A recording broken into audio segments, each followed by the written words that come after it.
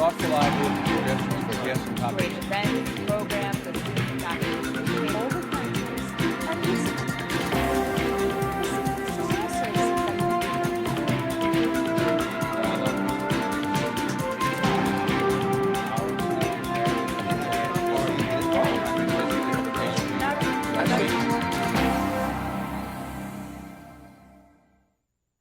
Welcome to this week's segment of Dialogue Houston. I'm your host, Lawrence Payne. To our regular viewing audience, welcome. To those joining us perhaps for the first time for ACC's TV Dialogue Houston, we're here now every Tuesday and Thursday at 6 a.m. and 6 p.m. and on Saturday afternoons at 3 p.m.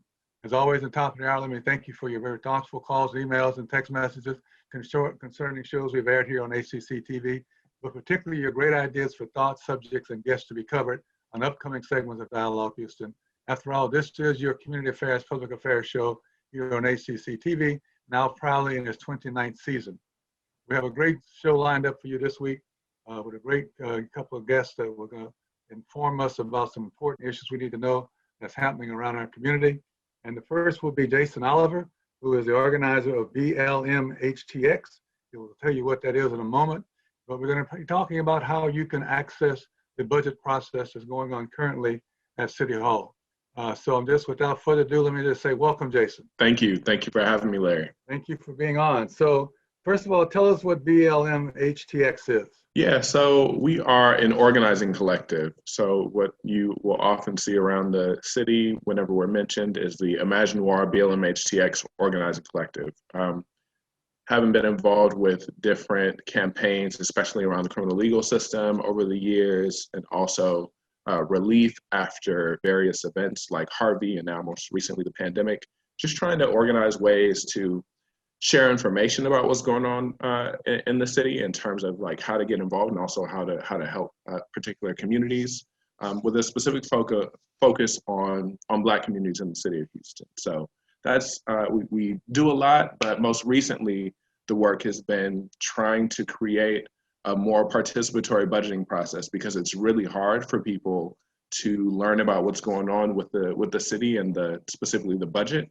So we wanted to make that process a little bit more straightforward for folks. Yeah, tell us about that because it's so important to understand how the budget works and how you can have an input and impact because the budget governs everything we do or don't do in the city. So please tell us how we can get involved in that process. Houston's fiscal year actually runs differently from the calendar year. So the fiscal year runs from July 1st to June 30th, which means we are running up right into the time where the budget is being shaped. So just this week, just yesterday actually, so we're recording this on May 28th. Yesterday on May 27th was the deadline for proposed budget amendments from City Council. With the idea that the vote is going to be on this upcoming Wednesday, which is June 2nd. So we really are at kind of the pivotal moment for this year in particular, where if you have taken a look at the proposed budget that's been put out and you think that certain changes that are being suggested should be voted down, or the budget as a whole, right, as it stands, doesn't reflect what we want for the city, now is the time to be talking to your council member to say on June 2nd, I need you to vote the city's priorities, right? Vote what the city needs to be focused on, because many people have had issues with trash pickup or law enforcement or the health department, right? Or parks. And so all these things are part of what we budget for and how we allocate money. And also, I guess they can sign up still. It's not too late to sign up for the Tuesday afternoon public session. Exactly. So on Tuesday, there are two things that are going to be happening next week. There's going to be a budget and fiscal affairs workshop, which is, or not workshop, but a committee meeting. So the Budget and Fiscal Affairs Committee is where a lot of conversations about the budget kind of happen in more detail than they often do during the city council meetings. So those are absolutely important to pay attention to. There's going to be one of those meetings next week, and the deadline to sign up is actually 5 p.m. today. But for City Council, so City Council meets on Tuesdays and Wednesdays. So every Tuesday you can sign up for public comment on pretty much every Tuesday. And that deadline is the day before at 3 p.m. So if you sign up by Monday at 3 p.m., you'll be able to speak on Tuesday about the budget and about what you think we should be focusing on for this upcoming fiscal year. And the whole key to this is we have such a low citizen participation rate in our civic engagement and civic involvement that citizens really need to get involved more in these processes and others that take place in the city.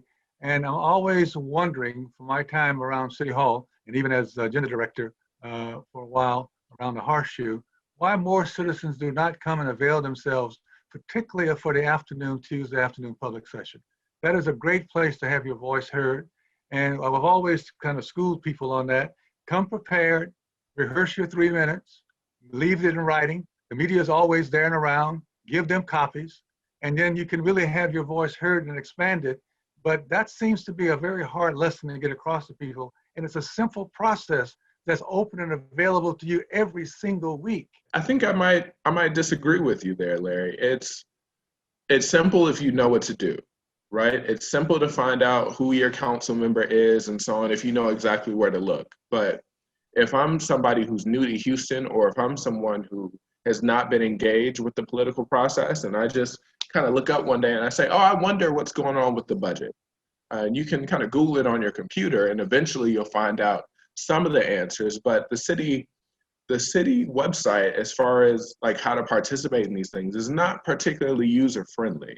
So yes, it has instructions for calling in. You can sign up by phone. That's actually really the only way that's posted. You can also sign up by email, but that information is hard to find. Like it's not on the same page that they tell you the phone number to call in.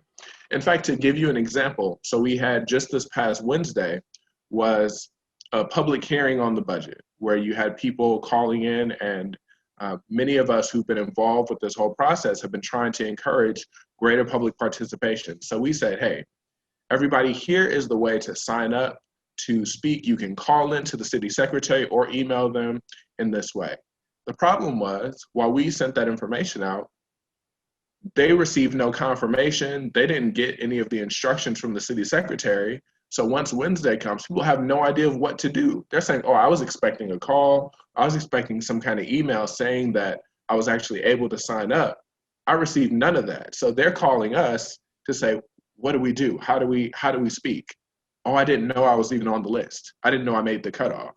So I think that is the case for many people. Those who are able to take some time out of their afternoon, right? We're saying afternoon, not evening, because public comment begins at 2 p.m. Now, the vast majority of us are working at 2 p.m. and can't just take time out like that. So a lot of these things that we supposedly want citizens and neighbors to participate in are happening at times where we know are not convenient for people to actually participate in these things. Let me give a little pushback to that too. Calling the city secretary's office, the number is the best way to sign up for Tuesday. You'll get confirmation then that you're on the list or not. You sign up for your 3 minutes. The other part of that is that I believe strongly for those people who want to get involved and want to really participate in the process, then if you feel strongly and passionate about that, you're going to take off work. You're going to take an afternoon off. That's what most people I know who do, and some people can't. I agree with you. Some people can't do it. But if you're in a position to do it, then you care strong enough to do it, do it. Most of the people who come down on Tuesday afternoon are very passionate about the issue they're talking about. And they have figured out how to make sure they get there for their 3 minutes. So I agree with you. It's part of what you said, it's part of what I said, but it ends up being, again, that word that we don't like to use, personal responsibility. If you say you care and you're passionate and you want to do it, you don't let anything stop you. You don't let the inconvenience of the system or the website stop you. So I've just seen that. That's been my experience over the years. So to a point, maybe, right? But if we see that, so during last year's budget workshops, you had one person consistently participating. Out of all of Houston's residents, one person who consistently participated. Now this year, we were able to get that up to, there were 21 people who are participating, but that's because of our work, not the city's work, right? Like we had to coordinate that to get more people participating in these budget workshops. So people will participate if they care. And last year we saw people calling in during the budget public hearings to say, we have a specific request for the budget, right?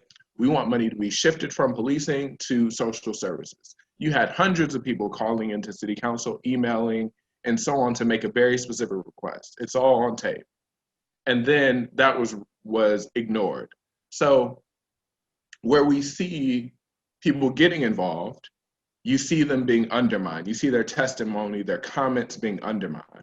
And then when we see these kind of long-standing instances of people being involved, like I said, the budget workshops, you see like one, or typically it's the same people who already know how to navigate things. So yes, we can talk about personal responsibility until we say, wait a second, if only one person consistently does this, then this process is not built correctly. That's not a personal responsibility issue. That is a systemic issue.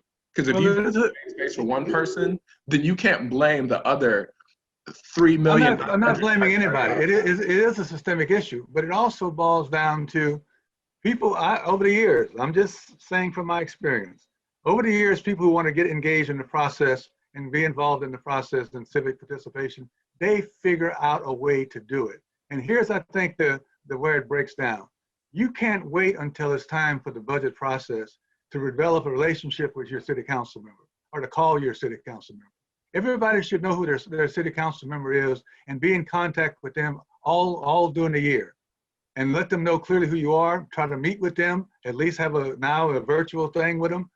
So at the time comes for the budget process, you are a known factor to them. They understand where you're coming from. They understand who you're representing. You just can't wait until 1 week or 2 weeks before the budget process and engage with your council member.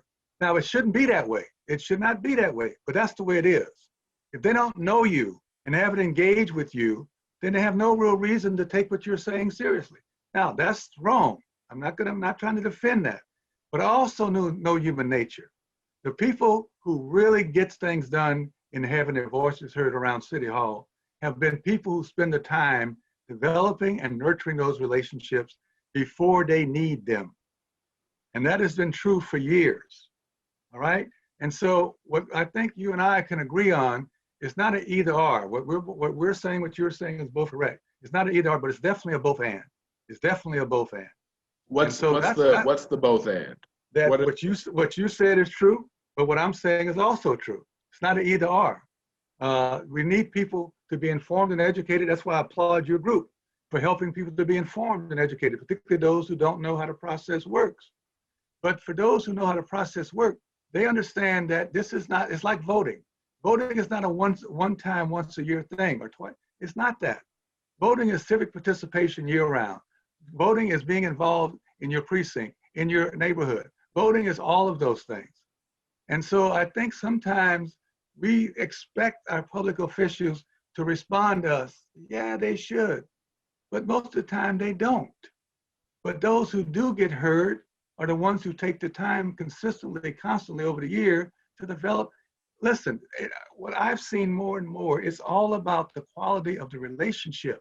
Now, like I said, should it be that way? Probably not in some ways, but it is what it is, as the old people say. This, in some instances, I would say in many instances, right, outside of government or outside of what I've seen in Houston, I might agree with you. But having watched over the past several weeks, where we have people consistently engaging, consistently emailing council members, consistently speaking up during public comment in various parts of this process.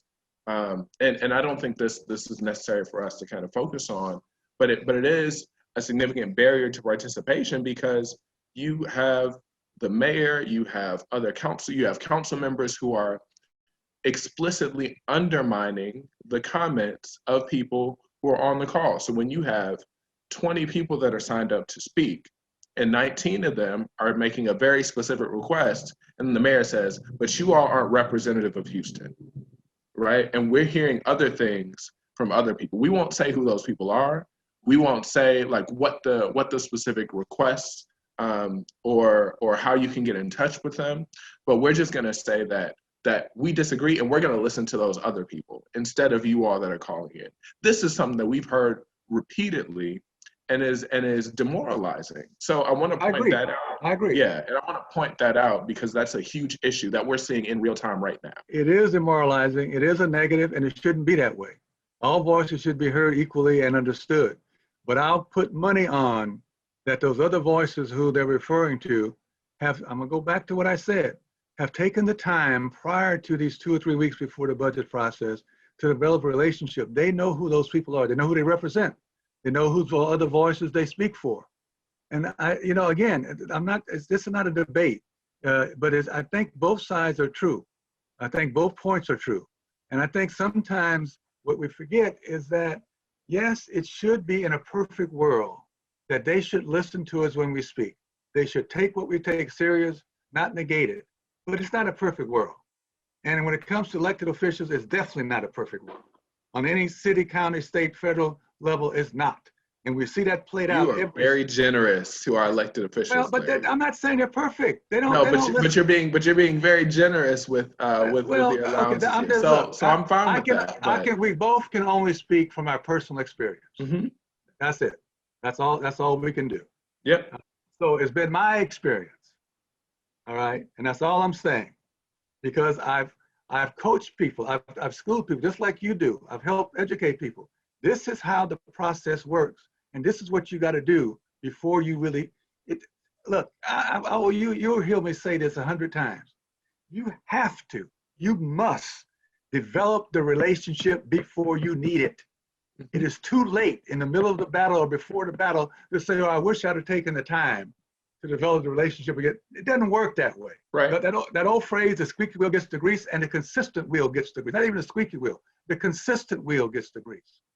And I've been at this for 45 years, all right? That's what I've seen time after time after time after time. Does that make it right? I'll say this up front.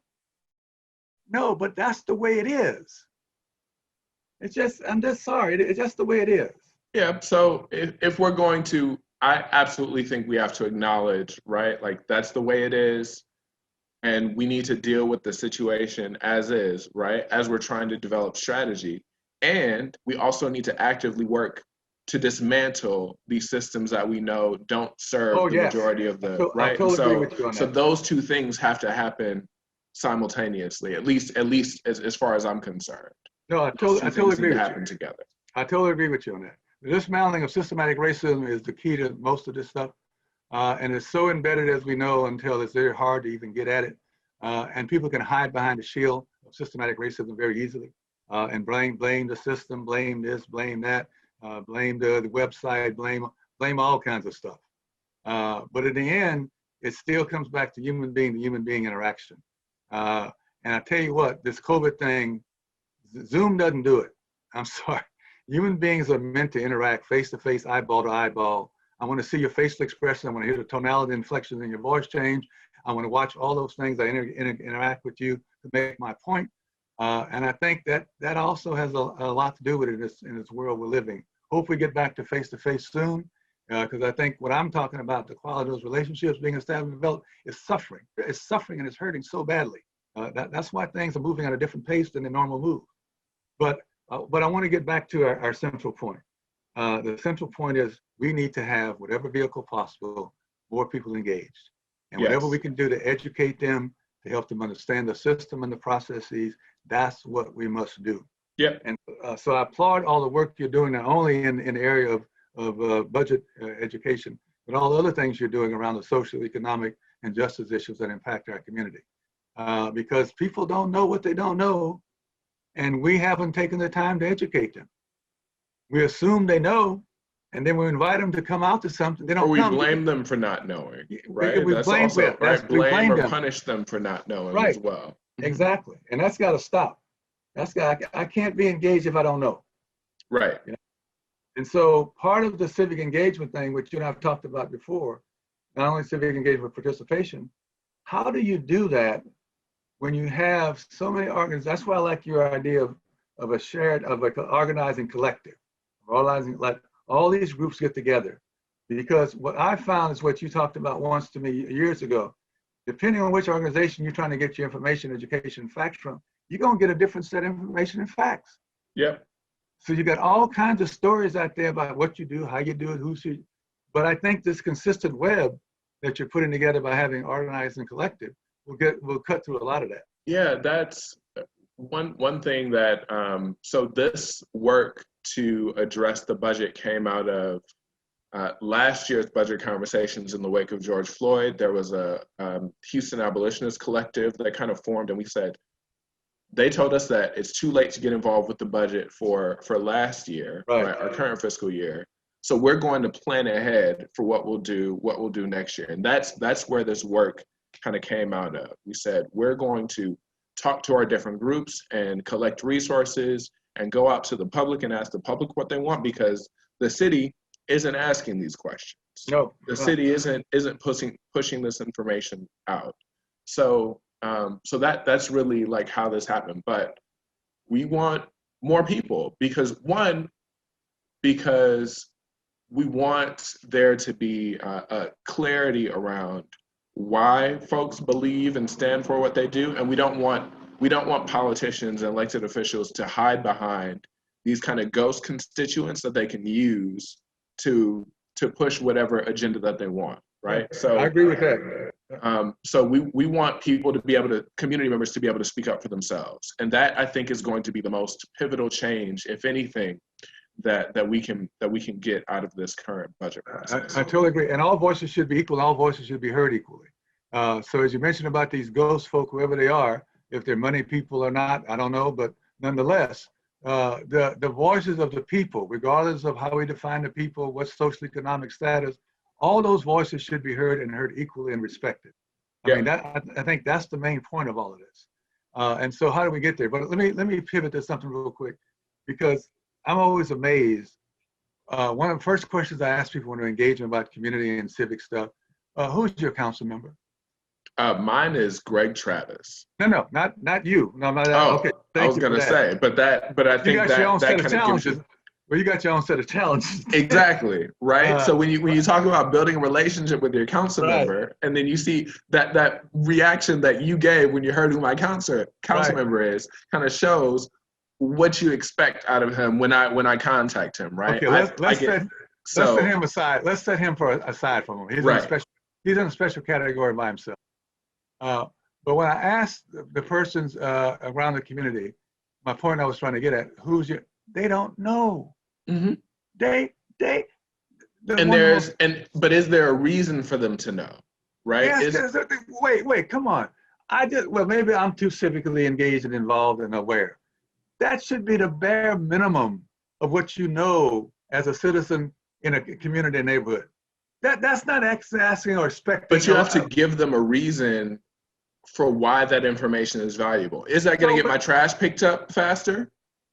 Is that going to get these like potholes that are fixed? Is that going to get this like hotspot for violence that's in my neighborhood addressed, right? Faster? Those things, like the ways that we're allocating resources don't really allow for city council members. Like they can make some tweaks, but fundamental changes to address a lot of the issues that people are facing in the city, the city council members aren't equipped or enabled to really address those things in meaningful ways. Not to say that they aren't making substantive changes. There are some great things that are happening. Some of the council members have good programs that are going on, but as far as what the needs are, if you look at 311 data, if you look at what people are calling in about, so many of those issues are just being left to like council members. Okay, yes, I can get my council member to call as well, and they're going to hear from solid waste that we can't come pick up that trash for another week.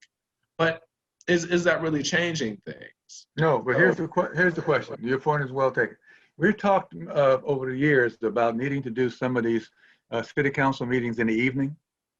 That's been kicked around for I don't know how many years. And some of these workshops and budget workshops and hearings should be in the community and move around to the community in the evening. Right. And why that simple fix has not been able to be accomplished, I have no idea. Is that both of those points have been kicked around for, I would say, 20 years that I'm aware of, 25 years. And each administration said, well, we'll take a look at it. We'll take a look at it. And just, Why? That to me would give citizens a Especially great, now that things are virtual. That is a choice, right? yeah, That is a choice. as a choice, but it seems to me that a council member who cares about their constituents would be pushing for that idea. That's an interesting thing. So one of the council member who's been kind of involved with this budget process the most, or has been most vocal about creating a more participatory process, has been at-large council member Alcorn. Oh yeah, she's on it. She's the only person who puts together a survey, right? The city doesn't do that. Other council members don't do that. She sends out an annual survey about the budget to actually ask community members what their interests are. Right. Right? Like that is something that the city should be doing. Actually, she put up an amendment to offer more workshops outside of business hours, and have the city administer a citywide survey on the budget. It got revised and then ended up, I think it got revised to the point of not really changing anything. I think they took out the business hours, they took out the workshops, and it just ended up being a survey under the council members. So essentially the same thing that she has now. Well, and even and even with, as you say, virtually, why couldn't we do it virtually in the evening right now? I mean, come on, this is not brain science, right? We're not doing it because we choose not to do it. And so I also think it's important for us to think about what are ways to create stronger systems of accountability, so that when people are making these decisions, how do we educate the public? And that's still something that we're figuring out, right? How do we educate the public about who is working for your interests, and like what are some of these ways that people are also working against your interests? All right, we're about out of time, so I'm gonna give you a quick 30 seconds to wrap up, and anything you want to make sure you get in before we leave. I just want to say, so we're coming into the close of this budget cycle. I think it's important to pay attention to this vote on Tuesday.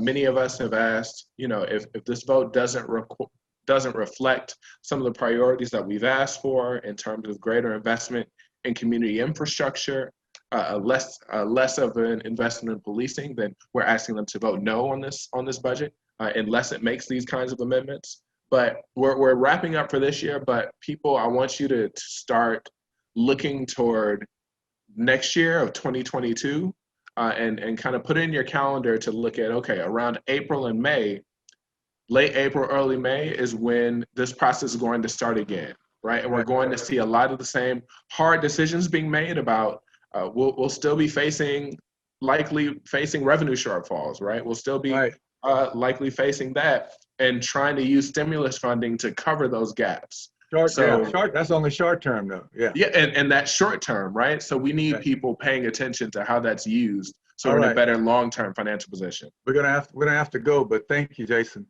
My closing comments for this wonderful discussion with Jaison is this. What we're really talking about is, what do we value as a city, and what kind of city do we want? And do we want a fair and ethical city for everyone? When we have talked and used the word this evening, systemic racism, this is what we mean by that. We mean all the decisions people and institutions make that hold people and communities of color back. We all have a role to play in terms of dealing with the great inequities in our society. We need to rise to the occasion and play our role, challenge and hold everybody else accountable to playing their respective roles, so we can get this kind of city we keep talking about that we want, but yet we have a long way to go in getting there across the board. So thank you as always for joining us for this week's segment of Dialogue Houston. We look forward to you joining us in future segments. Until then, be safe, be well, peace, power, and love.